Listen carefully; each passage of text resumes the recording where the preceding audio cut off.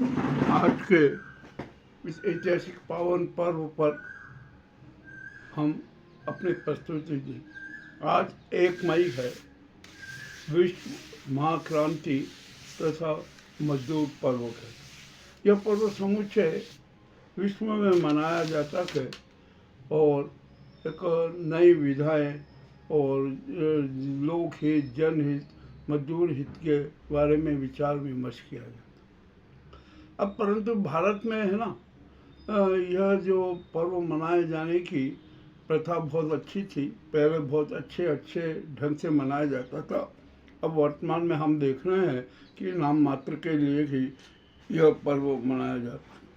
ठीक है, जो भी है मनाया तो जाता ना। आज इसी क्रम के उज्जैन के छतरी चौक में राष्ट्रीय एकता मंच ने मजदूर पर्व मनाया।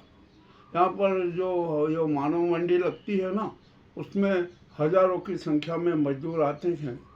उनके हाथ में भोजन का टिफिन होता है और वे रोजगार काम के लिए आते हैं और काम करना चाहते हैं, अपना श्रम देना चाहते हैं, किंतु मजबूर है कि नाम मात्र के लोगों को काम मिलता है और बाकी सब निराश होकर अपने घर चले जाते हैं। उनका घर तो यहाँ कोई है नहीं, बाहर से आते हैं बेचारे, अपने जो कड़ी धूप में जाम में कहीं पर भी जहाँ अपना रेन बसेरा बना लेते हैं ना, वहाँ पर उतर। और हमारे मानव मंडी की स्थिति क्यों नहीं ध्यान देती है सरकार? वहाँ पर कितने बेरोजगारों की संख्या, कितने बेबस मजदूरों की संख्या होती है। खैर, ये तो एक क्रम चलता रहेगा। जो सरकारें हैं ना, उनको अपने सत्ता से मतलब है, अपने राजनीतिक दल से मतलब है और अपने जो निहित स्वार्थ है ना, उनसे मतलब है। फिर भी आज उज्जैन की मानव मंडी में, छतरी चौक की मानव मंडी में राष्ट्रीय एकता मंच ने बहुत अच्छा समारोह आयोजित किया। वहाँ पर मजदूरों का सम्मान किया और उसके लिए हम उन्हें पूरे राष्ट्रीय एकता मंच के परिवार के सभी सदस्यों को बधाई देते हैं कि कम से कम उन्होंने उज्जैन में महाक्रांति पर्व और मजदूर पर्व की गरिमा बनाए रखी। आइए अब हम यहाँ पर बात करते हैं कि आखिरकार ये महाक्रांति की आग बुझ क्यों रही है, क्यों बुझाई जा रही है। यह इस पर एक आज गहन चिंतन करना पड़ेगा। हम यहाँ समझते हैं कि देश में है ना, जो संपन्न राष्ट्र है ना, वो अपनी तानाशाही, अपना चौधराट स्थापित करने के लिए हर प्रकार के नाटक, एक तानाशाही का वातावरण बना हुआ है, तानाशाही का वातावरण बना हुआ है। ऐसी स्थिति में महाक्रांति की जरूरत है। किंतु महाक्रांति की ज्योति जलाए कौन? अब तो जो ज्योति जलाते थे, जिन हाथों में ज्योति थी ना, वे हाथ ही नहीं रहे। अब तो यहाँ पर जो हम देखते हैं कि तानाशाह और उनके जो दलाल और उनके लोग हैं ना, नरसंहार कर रहे हैं, अपना अपना राष्ट्रवाद चलाना चाहते हैं, अपना अपना धनवाद चलाना चाहते हैं। आखिरकार इस स्थिति से निपटेगा कौन? अहम समस्या है कि विश्व में धन और धरती का जो असमान वितरण है ना, वह कैसे समाप्त होगा। और भारत में तो इसकी स्थिति और ही खराब है।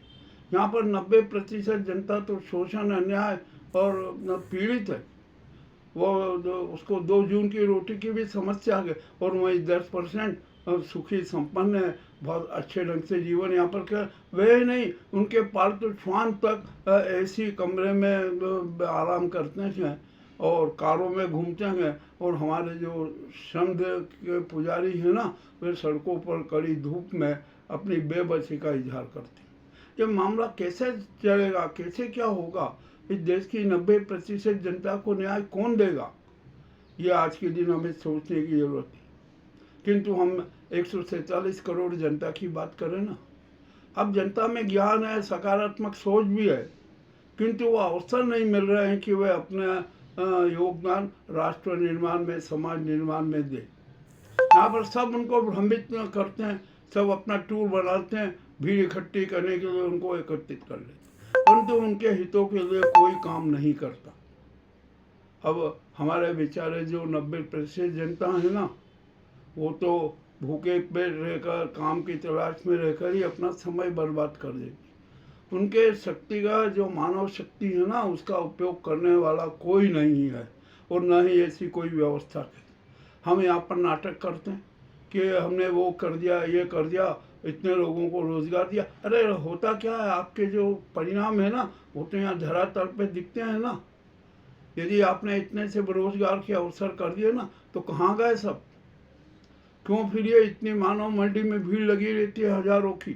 रोजगार नहीं है, किसी के पास में कुछ भी नहीं है, संपन्नता नहीं है, धन और धरती का समान वितरण है, और यह कुव्यवस्था समाप्त होना चाहिए।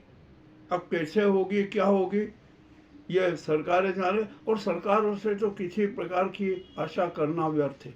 वो तो झूठ का, भ्रम का और जुमलों का रोबोट है, उसके अलावा कुछ भी नहीं है। सरकार कुछ भी नहीं करती, और यहाँ पर बस घोटाले घोटाले और घोटाले किए जाओ, यही सरकार का लक्ष्य।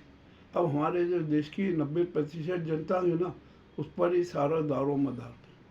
मैं तो एक बात स्पष्ट कहता हूँ कि 147 करोड़ जनता को सकारात्मक सोच के साथ सड़कों पर उतरना चाहिए, परंतु अब उतरे कैसे? उनका नेतृत्व करने वाला कोई नहीं। और यहाँ पर जो है ना, जो अहंकारी जो सरकारी है ना, जो अहंकार में डूबी हुई सरकार है, वो तो समझती है कि अरे ये तो हमारा भोजन है। जो 90% जनता है ना, ये उसको अपना भोजन मानती। और हमारी जो धर्म पालिका है ना, इसकी हालत तो और भी बदतर। अरे वो क्या करती है, क्या नहीं करती है, जरा देखे तो सही। कोई कुछ नहीं कर रहा है, सबको धन, धरती, प्रतिष्ठा, सम्मान इसकी भूख है, इसके अलावा कुछ भी नहीं है। तो 147 करोड़ जनता है ना, बेबसी का शिकार है। 90% की जनता तो हालत ही खराब है, इतनी खराब है कि हद से ज़्यादा। और हमारी दयनीय स्थिति पर किसी को शर्म नहीं आ रही। यहाँ पर लोग जो है ना, हिंदुत्व की बात करते हैं, शोर मचाते हैं कि नहीं भारत को हिंदू राज्य बनाएंगे। उनको भी से भी हम पूछते हैं कि आइए जरा ये मानव मंडियों में देखिए कि कितनी बेरोजगारी है, कितने क्या है, किस प्रकार का शोषण अन्याय हो रहा है। परंतु उनको नहीं, उनको तो मतलब है कि हमारी जो राजीवादी है ना, कोकनी गैंग का जो हिंदू धर्म है ना, उसका प्रचार होना चाहिए, उसके अनुयायी होना चाहिए। किंतु ऐसा नहीं है। हमारे देश में सच्चे हिंदुओं का भी अभाव, सच्चे हिंदू का अकाल है। अब तो सच्चा हिंदू मिलना मुश्किल है। हम किस में विश्वास करें, किस में न करें, ये भी एक बड़ा संकट आ गया। खैर जो भी है स्थिति है, उससे निपटना तो हमें ही है। और मैं एक अंत में यही बात कहना चाहूँगा कि देश में जिंदा रहना है, देश में जिंदा रहना है तो तानाशाहों, विदेशी और आतंकी गैंग से लड़ना पड़ेगा, आतंकी ग्रुप से लड़ना पड़ेगा। एक बात और कह दूं कि जो रोजगार और रोटियां है ना, आसमान से नहीं टपकती है, हमें हमारे श्रम का उपयोग करके कमाना पड़ती है। किंतु यहाँ पर रोजगार की स्थिति है जो सबको पता है, भूख की स्थिति है वो सबको पता है।